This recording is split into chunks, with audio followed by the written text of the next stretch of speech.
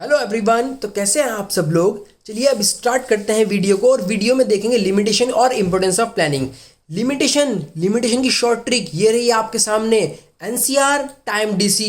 तो इसका हर एलिमेंट एक हेडिंग दर्शाता है, जैसे आर फोर रिजिडिटी। तो चलिए अब हम करते हैं सबसे पहली limitation, planning leads to rigidity. Rigidity क्या कहता है कि एक बार आपने प्रॉपर प्लानिंग कर ली तो उसको चेंज करना संभव नहीं हो पाता, बहुत टफ पड़ता है उसको चेंज करना। तो हम प्लानिंग के अकॉर्डिंग रिजिड हो जाते हैं, हमारी सोच एक कन्फाइंड हो जाती है कि हम महदूद हो जाते हैं एक बॉक्स के अंदर, मतलब उस आउट ऑफ द बॉक्स हम नहीं सोचते हैं, ये कहता है रिजिडिटी। देखिए, planning decide the future course of action and manager may not be in a position to change it. वो चेंज नहीं कर सकता है अपनी प्लानिंग को again and again. Such situation do not allow manager to change according to the change of changing business environment. अब business का environment एकदम से चेंज हो गया है तो वो अपनी प्रॉपर प्लानिंग जो उसने कर रखी है उसको चेंज करने में बड़ी प्रॉब्लम आएगी, क्योंकि वो जब उसने प्लानिंग की थी उसमें बहुत ज़्यादा कॉस्ट आई है, उसमें बहुत ज़्यादा टाइम लगा होगा, उसमें बहुत एक्यूरेट उसने रिजल्ट फैक्ट एंड फिगर को नाप तोल कर किया होगा, तब जाकर प्लानिंग की होगी। अब वो इन्वायरमेंट चेंज हो गया है, इन्वायरमेंट बिजनेस का आउटलुक चेंज हो गया है, तो वो प्रॉपर प्लानिंग को अगेन करेगा तो बहुत प्रॉब्लम हो जाती है। इस वजह से प्लानिंग क्या कर देती है, हमें रिजिड कर देती है, उसको प्रॉपर वही वाले प्लान फॉलो करने पड़ते हैं। चलिए देखिए, दस डिटेल प्लानिंग में create a rigid framework in the organization and subordinate are suppose to work as per already laid out plan. तो सबॉर्डिनेशन को जो प्लानिंग हमने पहले से कर रखी थी उसी प्रॉपर प्लानिंग पर ही चलना पड़ता है। नेक्स्ट आते हैं हम, प्लानिंग में not work in dynamic environment. Dynamic का मतलब चेंजेबल, जो चीज़ चेंज होती रहती है वो डायनामिक होता है। अब आप ये देखिए, बिजनेस का इन्वायरमेंट चेंज होता रहता है, उसको प्रिडिक्ट करना बहुत ही टफेस्ट जॉब है। जिसने बिजनेस के इन्वायरमेंट को प्रिडिक्ट कर लिया वो क्या बन जाएगा, बताया था आपको, अंबानी। तो ये प्लानिंग जो है वो उस इन्वायरमेंट में वर्क नहीं करेगी जो फ्रीक्वेंटली चेंज होता रहता है इन्वायरमेंट। एग्जाम्पल देता हूँ, फॉर एग्जाम्पल आपने डिसाइड किया कि हुक्का बार खोलते हैं, हुक्का बार का आजकल बड़ा ट्रेंड चल रहा है यार, है ना। तो आपने खोल लिया है, आपने प्रॉपर प्लानिंग की है, बहुत सारा इन्वेस्ट भी किया है, ठीक है। और उसके बाद एक ही वीक बाद गवर्नमेंट ने लॉ पास कर दिया है कि सारे हुक्के बार के ऊपर बैन लग दिया जाए। तो ये क्या हो गया, चेंज हो गया इन्वायरमेंट और आपकी सारी की सारी प्लानिंग फेल। तो देखिए, as there are continuously changes taking place in the business environment, it become very difficult to forecast these future changes. Plan may fail it if the changes is are very frequent. जब changes frequent होंगे तो plan जो है वो fail हो सकता है आपका। फॉर एग्जाम्पल, देयर में भी चेंज इन फैशन, आप फैशन में चेंज आ सकता है, ट्रेंड में चेंज आ सकता है, किसी भी चीज़ में चेंज आ सकता है इन्वायरमेंट में, ठीक है। तो इसलिए प्लानिंग उस जगह काम नहीं करेगी जहाँ पर इन्वायरमेंट चेंज होता रहता है, फ्रिक्वेंट चेंज होते रहते हैं। अब आते हैं थर्ड लिमिटेशन की तरफ अपने। लिमिटेशन थर्ड हमारी क्या कहती है, प्लानिंग रिड्यूस क्रिएटिविटी। प्लानिंग हमारे माइंड की क्रिएटिविटी को ख़त्म कर देती है। क्यों, हमने प्लानिंग कर ली है। प्लानिंग का मतलब एक path, well defined path decide कर लिया है कि हमें इसके ऊपर चलना है, तो अब हम इधर उधर नहीं देखेंगे, उसी पाथ पर चलते रहेंगे। लाइक गवर्नमेंट और डिपार्टमेंट है, उनको प्लानिंग नहीं कर रहे, प्लानिंग कर लिया एक बार हो गई है, अब वो उसी पाथ को फॉलो कर रहे हैं, उसी प्लानिंग को फॉलो कर रहे हैं। तो क्या कर दिया है, उनकी क्रिएटिविटी को रिड्यूस कर दिया है, वो क्रिएटिव नहीं है ज़्यादा, क्योंकि वो प्रॉपर उसी पाथ को बहुत ही लंबे टाइम से फॉलो कर रहे हैं। तो प्लानिंग क्या कर देती है, ब्लाइंड फॉलोवर ऑफ प्लान बनाती है हमें प्लान का ब्लाइंड फॉलोवर बना देती है प्लानिंग। हम सिर्फ और सिर्फ उसी को फॉलो करते हैं जो हमने प्लानिंग कर रखी है। दैट्स वाई ये हमें इनिशिएट करने से रोक देती है, कोई भी चीज़ हम इनिशिएट नहीं कर पाते हैं। तो देखिए, planning middle level and lower level manager need to work as per the master plan and instruction provided by the top level ने जो इंस्ट्रक्शन दिया है मिडिल को और लोअर को, उसके अकॉर्डिंग ही काम करना पड़ेगा। तो मिडिल और लोअर की क्रिएटिविटी को ख़त्म कर दिया गया यहाँ पे। चलिए फोर्थ आते हैं अपनी। फोर्थ है, planning involve huge cost. Planning जब हम करते हैं तो बहुत सारी कॉस्ट लगती है भाई। क्यों, क्योंकि ये एक इंटेलेक्चुअल प्रोसेस है, इसके अंदर हम जब प्लानिंग करते हैं तो हमें अपॉइंटमेंट करनी पड़ती है बहुत सारे सारे एक्सपर्ट्स की, बहुत बड़े बड़े प्रोफेशनल्स की, और हमें कुछ accurate fact and figures collect करने पड़ते हैं। हमें मीटिंग करनी पड़ती है प्रोफेशनल से, हमें डेटा को एनालाइज करना पड़ता है, और जो इस एनालाइजेशन में, इस चीज़ों में अमाउंट कलेक्ट होता है वो ह्यूज अमाउंट होता है। इस वजह से ये बड़ी कॉस्टली पड़ जाती है प्लानिंग। ये भी एक लिमिटेशन हो गया प्लानिंग का। देखो, planning process involve lot of cost because it is an intellectual process and companies need to hire professional expert. ये अभी आपको बताया बात। Along with the salary of these experts, the company had to spend a lot of time and money to collect accurate fact and figure. Facts and figure में भी बहुत ज़्यादा पैसा लगता है कलेक्ट करने में। फिफ्थ आते हैं अपनी फिफ्थ लिमिटेशन की तरफ, that is it is a time consuming process.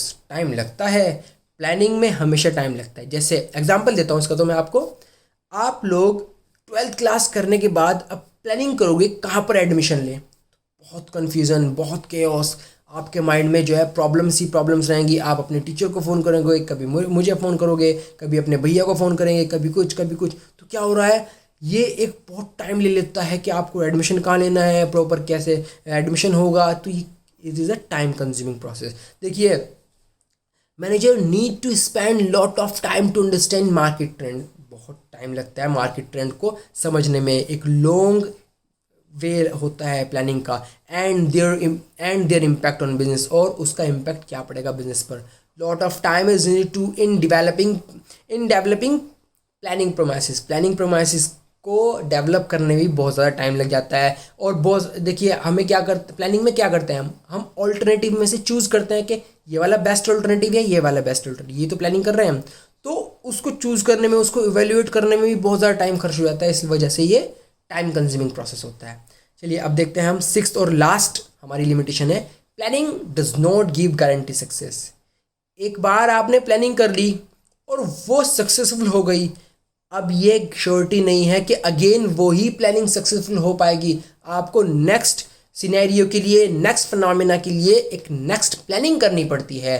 तो प्लानिंग जो है आपको सक्सेस की गारंटी नहीं देगी। आपने प्लानिंग कर ली है कि आपकी सिस्टर हैं या आपके ब्रदर हैं, उनके 80 आउट ऑफ 80 आ गए हैं, उन्होंने प्लानिंग की थी।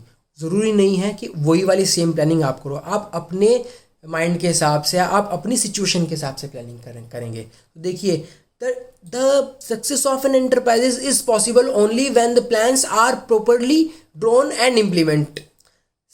Sometimes manager depends on previously tried successful plan, but it is not always true that a plan which have worked before will work effectively again। ये सक्सेसफुल ज़रूरी ये नहीं है कि आपका एक बार प्लान पास हो गया तो आप हमेशा वही प्लान फॉलो करके सक्सेसफुल हो जाओगे। एग्जाम्पल देता हूँ इसका बहुत अच्छा। आपने नाइट आउट की प्लानिंग की अपने फ्रेंड के साथ, आप चोरी छुपे चले गए नाइट आउट के लिए। घर में पता लग गया है बच्चा बाहर है भाई, नाइट आउट कर रहा है।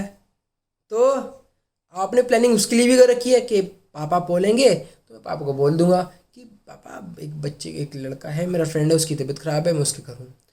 और ये प्लानिंग आपकी बहुत पहले से चलती आ रही है, तो ये ज़रूरी नहीं है कि यही सेम प्लान आपका इस बार भी सक्सेसफुल होगा। पापा फ़ोन भी कर सकते हैं और पापा ये बोल भी सकते हैं कि भाई आप लोग मुझे को ज़रा बात सुनाओ, उसकी आवाज़ सुनाओ, ठीक है। तो ये क्या हो गया, तो ये सक्सेस की गारंटी नहीं देती है। तो आपके सामने अलग अलग सारी, मैंने देखो केस स्टडी ना, हर हेडिंग की केस स्टडी अलग रख दिया आपके सामने लाकर। तो आप इसको प्रॉपरली अच्छे से पढ़ना है। और हम करते हैं इम्पोर्टेंस की बात। अब इम्पोर्टेंस देखते हैं। इम्पोर्टेंस और सिग्निफिकेंस दोनों एक ही होती हैं। इसके लिए याद करने के लिए 6 इम्पोर्टेंस है हमारे पास। 6 की 6 2 वर्ड में मैंने आपके सामने रख दिया है, ओड सर। आप ऐसे इसको इजीली लर्न कर सकते हो। देखिए, दिन रात मेहनत करने के बाद आपके लिए ये कीवर्ड्स तैयार किए जाते हैं। तो मैं ये चाहता हूँ कि आप मेरी वीडियोज़ को ज़्यादा से ज़्यादा बच्चों को शेयर करो ताकि आप भी बेनिफिट ले पाओ और सारे बच्चे बेनिफिट ले पाएँ। चलिए, प्लानिंग प्रोवाइड डायरेक्शन। अब प्लानिंग प्रोवाइड डायरेक्शन क्या कहती है, हमारी पहली इंपॉर्टेंस। जब हम प्लानिंग करते हैं तो किसी ना किसी ऑब्जेक्टिव को सेट किया होगा, उसके बेस पर हम प्लानिंग करते हैं। और जब प्लानिंग करते हैं तो प्लानिंग जो होती है इसके अंदर हम मेथड्स देखते हैं, हम काम को करने का तरीका देखते हैं, हम सीक्वेंस ऑफ स्टेप देखते हैं, हम इसमें प्रोसीजर देखते हैं, कुछ बजट बना के चलते हैं। और जब ये सब चीज़ें हैं, जो सीक्वेंस हो गया, ये काम को करने का तरीका मेथड्स हो गया, और बजट जब हम बनाते हैं, यही सारी चीज़ें किसी न किसी ऑर्गेनाइजेशनल एक्टिविटी को डायरेक्शन देती हैं। एग्जाम्पल देता हूँ, हमने बजट बनाया है कि 5 लाख का हम के अंदर अंदर हमने प्रोडक्शन करनी है, तो 5 लाख के अंदर प्रोडक्शन करनी है, हमने प्लानिंग की है इसकी। तो ये जो प्रोडक्शन करनी है ये क्या कर रही है, प्रोडक्शन डिपार्टमेंट को एक डायरेक्शन दिखा रही है। तो प्लानिंग के अंदर क्या हो रहा है, प्लानिंग हमें एक डायरेक्शन दिखाती है कि हमें अब क्या स्टेप लेना है, अब क्या स्टेप लेना है और अब क्या स्टेप लेना है। यही हमारी प्लानिंग होती है। देखिए, by stating in advance how the work is to be done, planning provides direction for action. किसी भी एक्शन के लिए डायरेक्शन प्रोवाइड करती है। If there was no planning, employees would be working in different direction, सब इधर उधर, and organization would not be able to achieve its goal efficiently. समझ रहे हो। हम नेक्स्ट देखते हैं second importance, planning reduce the risk of uncertainty. Uncertainty क्या होता है, सबसे पहले अनसर्टेनिटी का मतलब अनिश्चितता। मतलब अगर आपने प्रॉपर प्लानिंग कर रखी है तो लॉस होने के चांसेस बहुत कम हो जाते हैं। देखो कितना इजी सिंपल सी लैंग्वेज में बता रहा हूँ मैं आपको कि अनसर्टेनिटी का मतलब लॉस होने के चांसेस वो बहुत कम हो जाते हैं प्रॉपर प्लानिंग से। तो इस वजह से देखो यहाँ पर आपके लिए बहुत अच्छा डायग्राम बनाया है मैंने। क्या होता है, लुक अहेड, पहले आगे देखो। पहले लुक अहेड का मतलब ये होता है कि हम प्रॉपर प्लानिंग करेंगे। उसके बाद एंटिसिपेट चेंजेस को प्रॉपरली देखेंगे कि भाई क्या चेंजेस होने वाले हैं, उनको प्रॉपरली एनालाइज करेंगे। Consider the impact of changes, उन चेंजेस के इम्पैक्ट के हमारे बिजनेस पर, इन चेंजेस के क्या इम्पैक्ट पड़ेंगे, और वो प्रॉपर एक्शन, वो सारे प्रॉपर एक्शन लेंगे जो उस चेंजेस को हम ठीक कर दें ताकि आने वाले टाइम में। इसका सबसे परफेक्ट एग्जांपल लॉकडाउन हो गया है, इसमें कुछ बिजनेस शट डाउन हो गए हैं और कुछ बिजनेस को बढ़ावा मिला है। तो ये रिस्क ऑफ अनसर्टेनिटी रिड्यूस, अगर हमें पहले से पता लग जाता कि लॉकडाउन होने वाला है तो हम अपने हिसाब से ऐसे ही प्लानिंग कर लेते। तो ये देखिए, इसलिए प्लानिंग करने से हमारा रिस्क जो है कम हो जाता है अनसर्टेनिटी का। Number 3 importance, planning reduce overlapping and wasteful activities. जब हम प्लानिंग कर लेते हैं तो इससे ओवरलैपिंग, इससे वेस्टफुल एक्टिविटीज सारी खत्म हो जाती है। कैसे खत्म हो जाती है, प्लान्स जो होते हैं वो हमेशा, जब हम प्लानिंग करते हैं, जब हम प्लान्स बनाते हैं तो हमेशा ऑर्गेनाइजेशनल एक्टिविटी को, सारे डिपार्टमेंट की एक्टिविटी को माइंड में रख के बनाते हैं। तो जब माइंड में रखते हैं कि भाई ये वाला काम ना हमारा ख़राब हो जाए, ये वाला काम ना ख़राब हो जाए, तो उससे ओवरलैपिंग ख़त्म हो जाती है, उससे वेस्टफुल एक्टिविटी रिड्यूस होती है। एग्जाम्पल देता हूँ मैं इसका। फॉर एग्जाम्पल, आपने ये प्लानिंग की है कि हमें अपनी प्रोडक्शन इंक्रीज करनी है और क्वालिटी प्रोडक्ट बनाने हैं हमें अपने। तो आप उस प्रोडक्शन करने के लिए कुछ बंदों को रखोगे, कुछ बंदों को अथॉरिटी डिफाइन करोगे, कुछ बंदों को रेस्पॉन्सिबिलिटीज दोगे, और ये हमने क्या कर लिया, ये प्लानिंग कर रहे हैं। हम इस बंदे को अथॉरिटी देंगे, इस बंदे को रेस्पॉन्सिबिलिटी देंगे। तो हमने उनके लिए काम को डिवाइड कर दिया है, इसलिए वो काम ओवरलैप नहीं होगा, एक बंदा वही काम करेगा जिसको दिया गया है। तो इसलिए ये रिड्यूस कर देती है वेस्टफुल एक्टिविटी। देखिए, planning is the basis of controlling the activities and efforts of different department. अलग अलग डिपार्टमेंट का जो काम होता है वो प्लानिंग के बेस पर होता है। Plans are made keeping in the mind requirement of all department. ये भी बताया मैंने आपको ये वाली बात कि सारे डिपार्टमेंट को माइंड में रखकर ही प्लानिंग सेट होती है कि इस डिपार्टमेंट को ये वाला काम देना है, सेल्स को सेल्स का काम देना है, मार्केटिंग को मार्केटिंग का काम देना है, फाइनेंस डिपार्टमेंट को पैसों का काम देना है। Individual are made clear from whom they have to take order and from whom they are accountable. उनकी बेसिकली अकाउंटेबिलिटी और रेस्पॉन्सिबिलिटी और अथॉरिटी सेट की जाती है, किसकी कितनी अथॉरिटी है, किसकी कितनी रेस्पॉन्सिबिलिटी है प्लानिंग करते हुए। This help in avoiding overlapping and wasteful activities. Overlapping और वेस्टफुल एक्टिविटीज़ को ख़त्म कर देते हैं इस तरीके से हम। तो समझ रहे हो ओवरलैपिंग और वेस्टफुल कैसे ख़त्म करते हैं हम एक्टिविटीज़ को। अब हम आते हैं थर्ड इंपॉर्टेंस की तरफ अपने, वो है planning promotes innovative ideas. Innovative ideas, आपके माइंड में बहुत इनोवेटिव आइडियाज़ आते हैं, खुराफाती आइडियाज़, शरारती आइडियाज़, पता नहीं एक से एक आइडियाज़ आते हैं। सेल्स क्या, देखो सेल्स को इंक्रीज़ करने के लिए अगर हम सेल्समैन से सजेशन लेंगे तो एक परफेक्ट से हमें सजेशन देगा। प्रोडक्शन को इंक्रीज़ करने के लिए अगर हम वर्कर से सजेशन लेंगे तो हमें परफेक्ट सजेशन देगा। तो इससे हमारे माइंड में एक इनोवेटिव आइडिया आ सकता है। तो यही कहता है जब हम प्लानिंग करते हैं किसी भी चीज़ की तो हमारे माइंड में इनोवेटिव आइडिया आता है। देखो प्लानिंग रिक्वायर हाई थिंकिंग, बहुत ज़्यादा हाई लेवल ऑफ थिंकिंग चाहिए, and it is intellectual process. एक ये माइंड का प्रोसेस है, ये कोई भी ऐसे आप गैस से तुक्के से प्लानिंग नहीं कर सकते हो आप। So there is a great scope of finding better ideas, better method and procedure to perform a particular job. बहुत ज़्यादा स्कोप है ग्रेटर आइडियाज़ का, ग्रेटर मेथड का। बहुत अच्छे अच्छे मेथड हम इनोवेट कर सकते हैं। हम जो है अपनी क्रिएटिविटी से बहुत अच्छे अच्छे तरीके लगा सकते हैं प्लानिंग करते हुए। एक मैनेजर का यही तो काम होता है, एक काम को सिंप्लीफाई करना, वो प्लानिंग में ही तो होता है। चलिए अब हम देखते हैं सिक्स्थ इंपॉर्टेंस को। सिक्स्थ है हमारी planning establish standard for controlling. ये बहुत अच्छी इंपॉर्टेंस है इसकी। सबसे पहले इसको बेसिक समझ लो इसका। Establish standard for controlling. Controlling आपको पता है, कंट्रोलिंग आपको मैंने फंक्शन में बताया था क्या होती है कंट्रोलिंग, कि हम जब एक्चुअल रिजल्ट्स में और प्लान रिजल्ट्स में मैच करते हैं, बैलेंस देखते हैं कि भाई एक्चुअल में हमारे पास कितना आया है, जो हमने प्लान किया था उसके अकॉर्डिंग आया है या नहीं आया है, और अगर कोई डेफिशिएंसी होती है, कोई कमी होती है, उसके लिए प्रॉपर स्टेप्स लेना। तो ये हमारी कंट्रोलिंग होती है।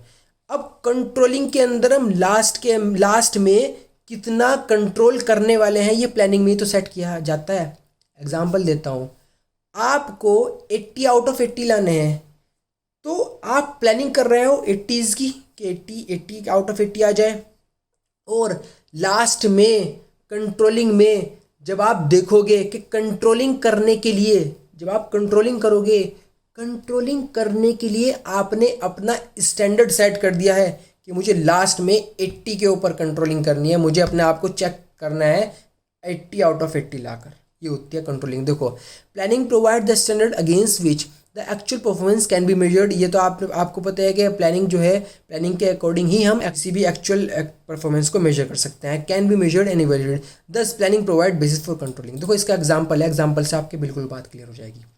If the planned output of a week is 100 units and the actual output produced by the employee is 80 units, then the controlling manager must take measure to bring the 80 units production up to 100 units.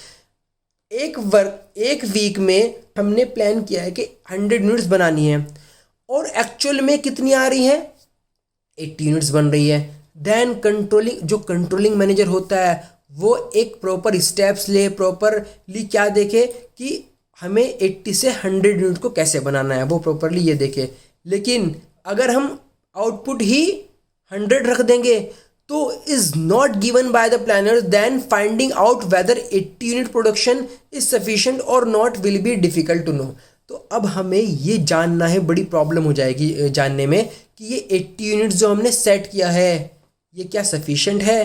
तो इस वजह से हमने जो controlling करनी है, हमें controlling के लिए जो स्टैंडर्ड सेट करने हैं वो प्लानिंग के अंदर ही सेट होते हैं। समझ रहे हो बात को।